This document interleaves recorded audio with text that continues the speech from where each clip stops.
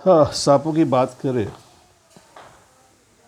तो एक थ्रिल, खतरा, फियर का एहसास होता है, क्योंकि हम मानते हैं कि सांप बहुत ही विषैले और जानलेवा प्राणी है। और यह विषैलापन कुछ सांपों में उनके सिर के हिस्से में मौजूद विषैले ग्रंथियों की वजह से होता है। अर्थात कुछ सांप पॉइजनस होते हैं और कुछ सांप नॉन पॉइजनस होते हैं। सांपों की दो कैटेगरी हुई, पॉइजनस, नॉन पॉइजनस। अब ये जो पॉइजनस स्नेक्स हैं, इनके माउथ के अपर जॉ, माउथ में अपर जॉ है, अपर जॉ के अगले हिस्से से दो हुक नुमा दांत, फैंग्स, जिसको फैंग्स कहते हैं, ये दिखाई देते हैं। और इनको काफ़ी जिन्हें देख के मनुष्य काफ़ी भयभीत होता है। तो पॉइजनस ग्लैंड्स जिनमें होते हैं हेड रीजन में होते हैं, और पॉइजनस ग्लैंड एक पेयर होता है, और इन ग्लैंड से, प्रत्येक ग्लैंड से डक्ट निकलता है और डक्ट फैंग्स तक जाते हैं। फैंग्स के सेंट्रल हिस्से में एक ट्यूबुलर स्ट्रक्चर होता है जिसके थ्रू ये पॉइजन को डिस्चार्ज करते हैं जब मसल्स में इंजेक्ट करते हैं अपने फैंग्स को। तब मूलतः ये पॉइजनस ग्लैंड या फैंग्स का प्रेजेंस स्नेक्स में अपने शिकार को पैरालाइज करने, स्वेलिंग के पहले पैरालाइज करने के लिए होता है। तो इसको थोड़ा सा विस्तार से हम लोग देखते हैं। दो डायग्राम आपके सामने दिख रहा है, दो स्नेक्स हैं ए एंड बी। ए जो है लेचेसिस म्यूटा का स्ट्रक्चर है, माउथ का स्ट्रक्चर है, हेड का स्ट्रक्चर है, पिट वाइपर। और दूसरा रेटल स्नेक का स्ट्रक्चर है, हेड का, Crotatus, sorry, Crotalus, rattle snake Crotalus. ये वाइड ओपन है, ये थोड़ा सा कम ओपन है। टंग, दो सिरे वाला टंग, बाइफिड टंग है। और ये जो कलर्ड पोर्शन दिख रहा है, ये फैंग्स है, इरेक्टेड फैंग्स। फैंग्स के पीछे यहाँ पे कलर्ड में हमको पॉइजन ग्लैंड दिख रहा है।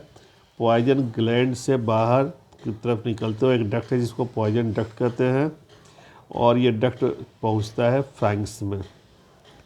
तो थोड़ा डिटेल में देखते हैं कि पॉइजनस ग्लैंड्स कैसे होते हैं। थैलीनुमा होते हैं और अपर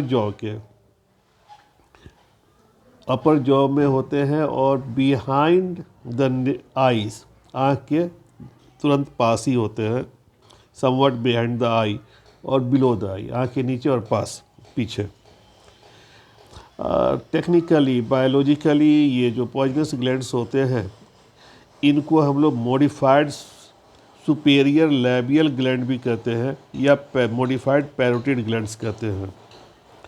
सी स्नेक्स में, समुद्री सर्पों में, यह छोटे पॉइजन ग्लैंड छोटे और ओवल शेप के होते हैं, जबकि वाइपर्स में बड़े होते हैं और ट्यूब्यूलर होते हैं।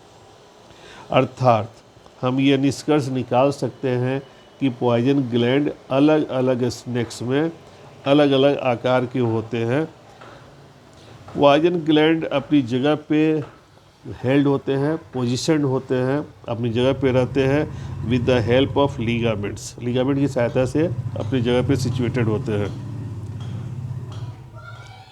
और लिगामेंट का अग्रशिरा जो है, आगे का हिस्सा होता है, वो मैग्जिला से जुड़ा होता है, और पीछे का हिस्सा जो होता है वह क्वाड्रेट से जुड़ा होता है। पिछले लेक्चर में हमने क्वाड्रेट बोन का पोजीशन देखा था। ग्लैंड फाइब्रस कनेक्टिव टिश्यू से कवर्ड होते हैं, और इनके पास एक पंखे के आकार का फैन शेप का मसल्स होता है, जिसको कंस्ट्रिक्टर मसल कहते हैं। हाईलाइट किया हुआ है, कंस्ट्रिक्टर मसल। जब ये कंस्ट्रिक्टर मसल संकुचित होते हैं, तो पॉइजन ग्लैंड से पॉइजन को स्क्वीजेज आउट कहते हैं। जैसे सीरीज के पिछले पिस्टन को हम लोग दबाते हैं तो निडल से लिक्विड जो होता है वो बाहर निकलता है, स्क्वीजिंग होता है। उसी तरह यहाँ से पॉइजन स्क्वीजेज आउट होता है और फैंग्स तक पहुँचता है। इन कॉन्स्ट्रिक्टर मसल्स को हम लोग टेम्पोरल मसल या मैसेटर भी कहते हैं। पॉइजन डक्ट्स पॉइजन ग्लैंड से निकल रहे हैं और फैंग्स के बेस तक जा रहे हैं। फैंग्स में ग्रूव होता है, कैनाल होता है, उसमें ये जाते हैं। फैंग्स इम्पोर्टेंट स्ट्रक्चर हो गया। स्पेशलाइज्ड दांत है, मैग्जिलरी बोन से अपर जॉ के मैग्जिलरी बोन से अटैच होते हैं, लंबे होते हैं, टेढ़े होते हैं, कर्व्ड होते हैं, तीखे शार्प होते हैं और पॉइंटेड होते हैं। ये हाइपोडर्मिक नीडल्स, इंजेक्शन वाली जो नीडल होती है, हाइपोडर्मिक नीडल्स की तरह काम करते हैं और पॉइजन को विक्टिम के शिकार के बॉडी में इंजेक्ट करते हैं। अगर ये फैंग्स टूट जाए, अमूमन जो सांप पालते हैं सपेरे फैंग्स को तोड़ देते हैं, टूट जाए, डैमेज हो जाए, तो कुछ स्पीसीज में हम देखते हैं कि अदर सेट ऑफ फैंग्स होते हैं जिसको हम लोग रिजर्व फैंग्स बोलते हैं। तो ये टूट जाए तो रिजर्व फैंग से रिप्लेस होते हैं आफ्टर डैमेज। फैंग्स 3 तरह के होते हैं, अपने आकार, स्ट्रक्चर और पोजीशन के आधार पे 3 तरह के फैंग्स सांपों में पाए जाते हैं। सोलिनोग्लाइफस, प्रोटेरोग्लाइफस एंड ओपिस्थोग्लाइफस। सोलिनोग्लाइफस, प्रोटेरोग्लाइफस एंड ओपिस्थोग्लाइफस। सोलिनोग्लाइफस वाइपर्स में, रेटल स्नेक्स में पाया जाता है, यानी कि जो हम लोग देख रहे हैं यहाँ पे, ये सोलिनोग्लाइफस टाइप के फैंग्स होते हैं। बड़े होते हैं, बिल्कुल फ्रंट पे होते हैं, बेस कवर्ड होता है। यहाँ पे देख रहे हैं हम लोग, इसका बेस कवर्ड है,